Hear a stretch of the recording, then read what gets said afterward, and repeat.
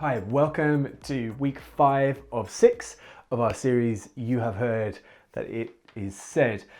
These are 6 things that Jesus says in Matthew chapter 5, and we are looking at them because we have all heard some things said, and I think we can learn from the words and the ways of Jesus and how we contrast them to what we have heard from around us, people's opinions given to us, a version of life that people would prefer us to live. We want to faithfully follow and be obedient to Jesus. And so we need to spend some time in what he says to help us do that. We are in Matthew chapter 5. So with all of this series, if you have a Bible with you, get yourself to Matthew chapter 5. And we are towards the end of Matthew chapter 5. Today we're going to read verses 38 through to 42. And while you get there, I would just refresh our minds and our memories and the pictures that we have of where we are and why we're looking at these things. So up until this point, Jesus has been moving through places and he is healing people and he is transforming things. And his followers are with him, his disciples are with him, and a crowd has gathered. And so we have ascended a mountain, and from that mountain, Jesus is going to deliver some of the most informative and practical instructions on how we honor and follow and are obedient to God with our lives. So some of the most practical teaching on discipleship. There are 5 discourses in Matthew. The way that Matthew works is you have narrative, discourse, and on until you get to 5 discourses, and they make up this practical teaching. They are used as a model for discipleship, for how we can order our days to honor Jesus. And so in amongst all of that, Jesus has made these statements towards the middle of chapter 5 of Matthew, that he hasn't arrived to bring anything counter to what the law has brought them, to what God has given them in a previous covenant agreement, that he says he is the fulfillment of those things. And so with that authority, Jesus brings a depth of revelation and of understanding as to how we are not the limits of the law, but what being right looks like, what thinking right responds like, and what's kind of doing right looks like is found in Jesus. And that's a bit clunky to kind of get our brains around, but it's this idea of reshaping what being right, doing right, thinking right is. And how do we do that? And so Jesus takes these 6 things that you have heard it said, or you have heard mistaught, or you have heard misguided, or you have heard deliberately kind of misused, and he brings a course correction to that. Remember, it's not as well as, it's from a place of perfect fulfillment of these things. And we see that a little bit today, but we will get into that after we have read Matthew chapter 5, verses 38 to 42. This is Jesus speaking, and this is what he says. You have heard that it was said, an eye for an eye and a tooth for a tooth. But I say to you, do not resist the one who is evil. But if anyone slaps you on the right cheek, turn to him the other also. And if anyone would sue you and take your tunic, let him have your cloak as well. And if anyone forces you to go 1 mile, go with him 2 miles. And give to the one who begs from you, and do not refuse the one who would borrow from you. So, where are we? What's happening here? We bump into straight away, you have heard, an eye for an eye and a tooth for a tooth. Where have we heard that? Where have we encountered that? Well, one place in the Hebrew Bible that we encounter that is in Exodus chapter 21. You'll find it in a couple of other places as well, but that's kind of where it's lifted from, Exodus chapter 21.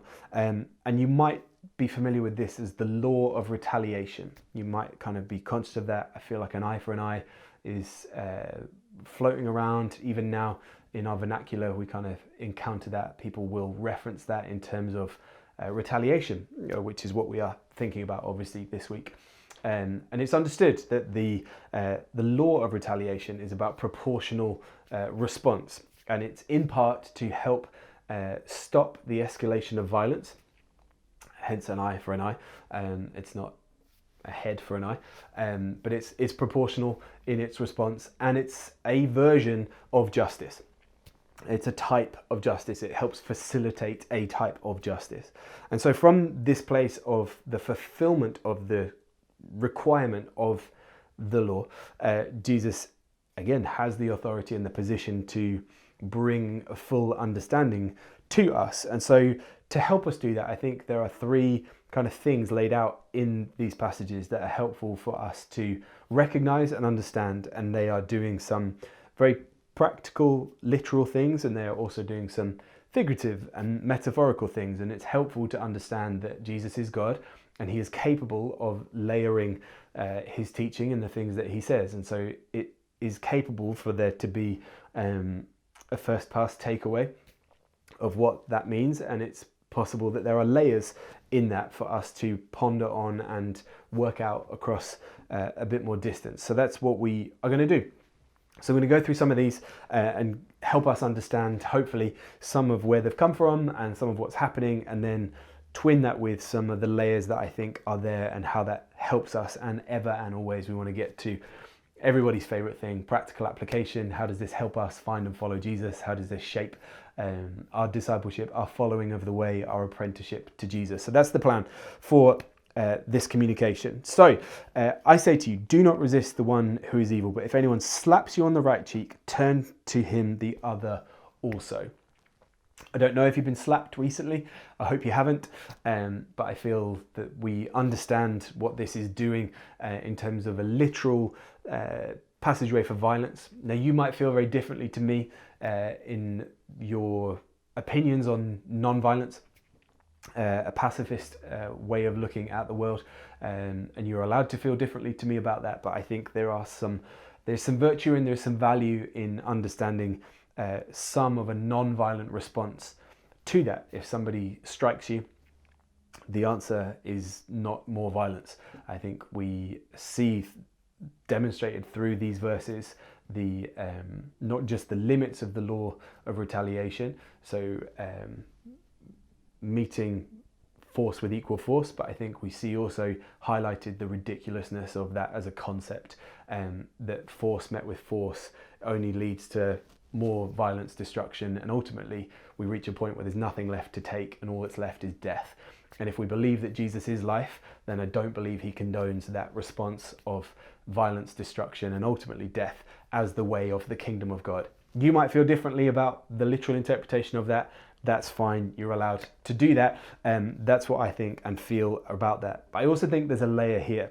So we need to understand, remember, we're in a right-sided dominant culture here in this time and place in history. And so there's significance when we read things of you're slapped on the right cheek. There's a suggestion that that is a backhanded slap. That's the back of somebody's right hand to meet your right cheek. What's that a picture of? That is a figurative picture of being insulted. So there is a surface layer of violence, and then there is another figurative layer of being insulted. We read on, if anyone would sue you and take your tunic, let him have your cloak as well. So in practical terms, your tunic is a garment that sits nearest your skin, and then the cloak is an outer garment. We'll circle back on what I believe that's talking to us about in a little minute.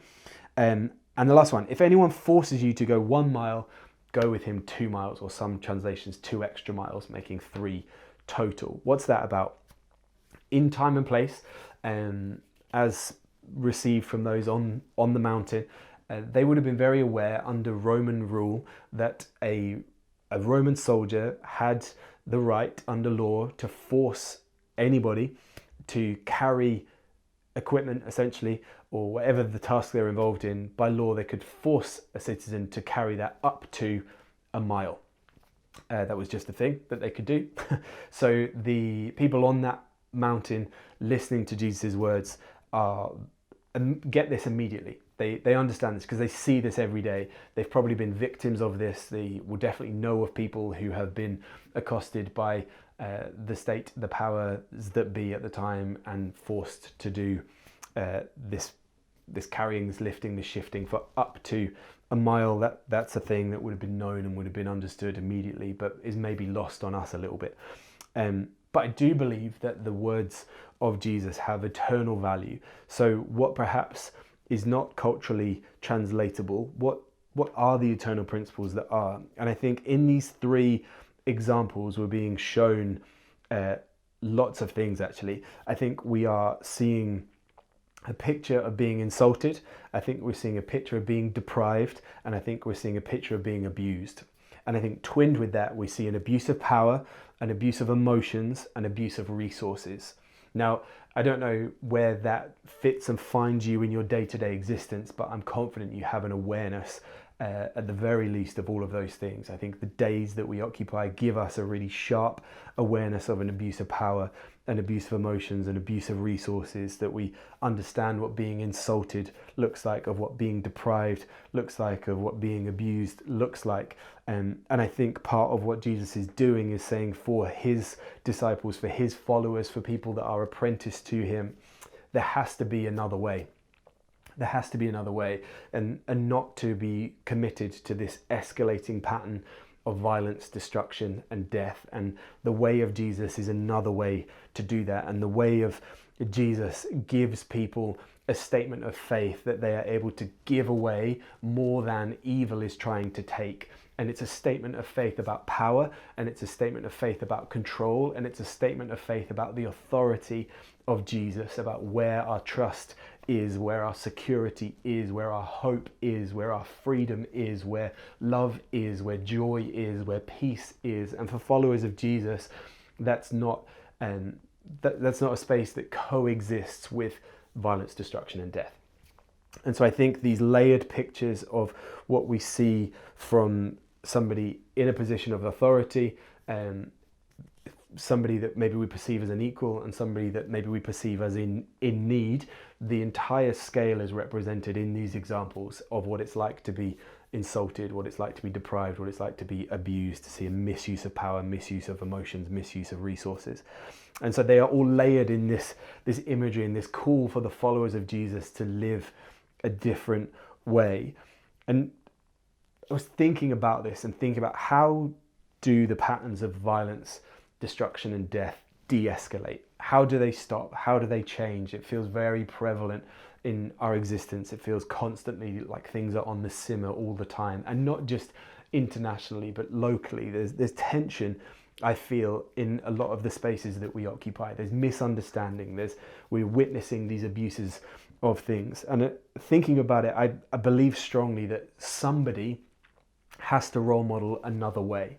Somebody has to be brave enough to take Jesus seriously. Somebody has to be prepared to live in another way. Somebody has to be prepared to carry an insult and not issue another one in response. Somebody has to feel the twitch of retaliation, but then hear the words of Jesus saying, nope, I'm not calling you to respond in that way. And we've said repeatedly in this series that where these statements feel too much for us, they're too high a bar, they're too difficult for us to attain to. I think that's part of the point.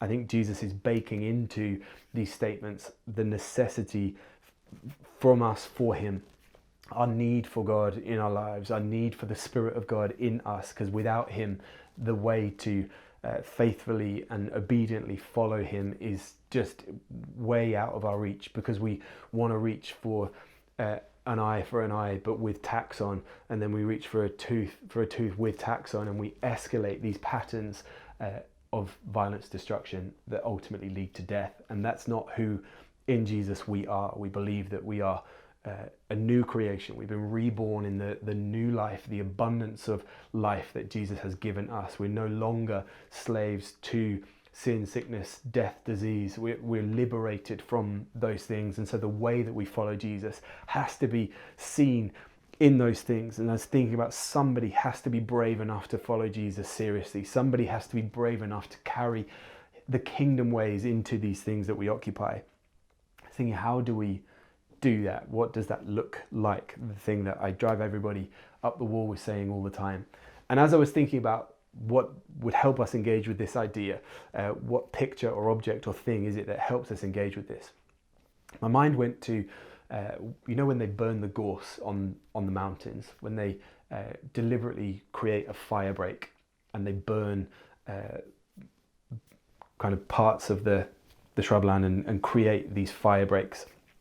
So then in my research and thinking for that idea, I found from the Isle of Man government the heath burning guide, and because I love you, I read it and I'm going to spare you all of the fun and all the details, but I want to share with you some of the benefits listed of a fire break.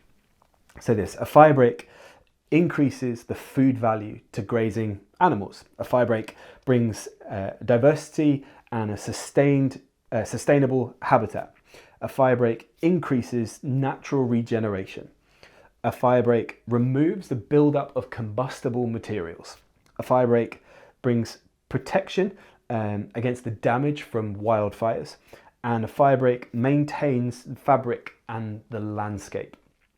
I think there are parallels there that are exciting for followers of Jesus. That when we can introduce a different way to respond to the way that we are being treated. Now, for clarity, we're not saying that we are a soft touch. We're not saying that we're weak. We're not saying that we're a pushover. We're not saying that we are to be naive. We're not saying that we are to be foolish in our decisions. We are, with wisdom and good stewardship and good management and good leadership and decisions, we are to navigate our way through life, absolutely. But there is a way to navigate through life that looks like faithful obedience to Jesus, and that looks like bearing insults, and that looks like choosing to embrace the ways of Jesus as we are deprived. That looks like as we are potentially making decisions that could lead to not our immediate benefit, but they are over distance kingdom decisions. There's a way that we can do that with a fire break, with this distance, with this deliberate separation of not seeking to get into eye for an eye, tooth for a tooth,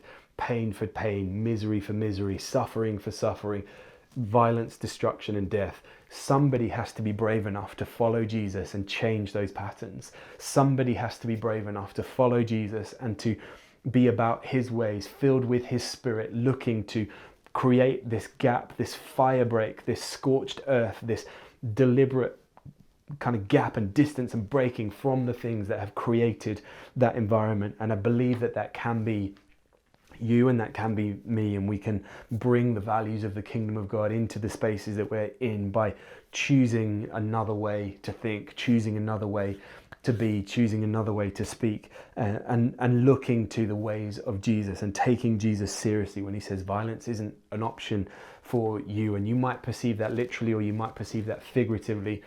We can argue about that another day, but I think if we think about the benefits of a fire break, that what's of value to those in the atmosphere increases, that the habitat becomes diverse and it's sustainable over distance. Things thrive in it, things can grow in that environment. It increases natural regeneration. That is the work of the Spirit of God in and through the body of God. Regeneration, health, renewal. That's what we are desperate to see the Spirit of God do. That happens when we are brave enough to take Jesus seriously and move in the ways that we respond to others, to not look for retaliation, but to look for the ways of Jesus in how I choose to respond. Removes the buildup of combustible material.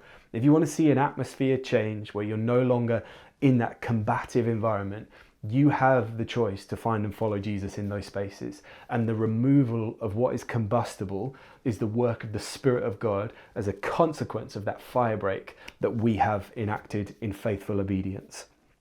Protection against damage from wildfires. This one to me is really interesting because it's the same thing. It's fire, but there's a difference. This has been done to the standard. This really exciting book on the heath burning codes. It's the standard.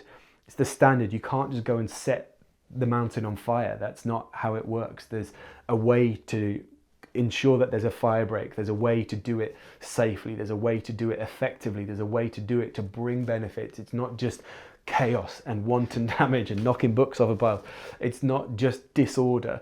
We are the people that believe that the Spirit of the Lord is order, and so there is a standard, and the standard is Jesus. And when we move to that standard, the damage from chaos is removed, maintains the fabric and the landscape.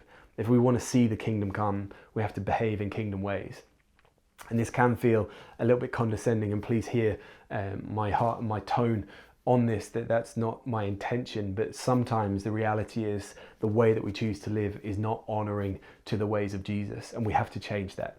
We have to be brave enough to live the ways of Jesus, to take him seriously, and to find and follow him in the spaces that we are put in. I want to wrap this up by giving us 3 questions. And with all of this series, I want to encourage you to connect with these with other people and to have these conversations with other people. That is the point of them. They're not just one and done. They're not to be consumed on your own, but to share with each other and build in community together. So the first question: how can you be the firebreak? How can you be the firebreak? What does that look like in your life? What does that look like in your patterns of behavior? What does that look like in your thoughts and your words? How can you choose the ways of Jesus ahead of the ways of retaliation? Second question: where is your mission? Remember, we're thinking about these 6 things and how I believe they come in pairs. And so we're looking at internal condition, internal position, external mission. And so this, Jesus' statements about retaliation is a gear change to external mission. If we've got anger and lust talking about our internal condition, we've got divorce and oaths thinking about our internal position, then we have retaliation and loving your enemies as our external mission. So where is your mission? Where from the people that you know and you love do they need to see the ways of Jesus? And the third question: who will you help? Who will you place in that environment of regeneration? Who will you create value from what they are, the environment that they are placed in? Who will you help remove that buildup of combustible things, those repeat patterns of broken behavior? Who will you help? Who will you lead in the ways of Jesus? Who will you show how to be a firebreak, to see the ways of the kingdom of God move in and through you? I really hope that is exciting for you and makes sense to you. If it doesn't, reach out, ask, let's have the conversation, let's share our thoughts with each other on that. Read Matthew chapter 5 together, share that, connect with that, get into that, and share what you're learning from that with each other. We have one more to go in this series, and we're going to get into that really, really soon, but be brilliant, and we'll catch you for the next one.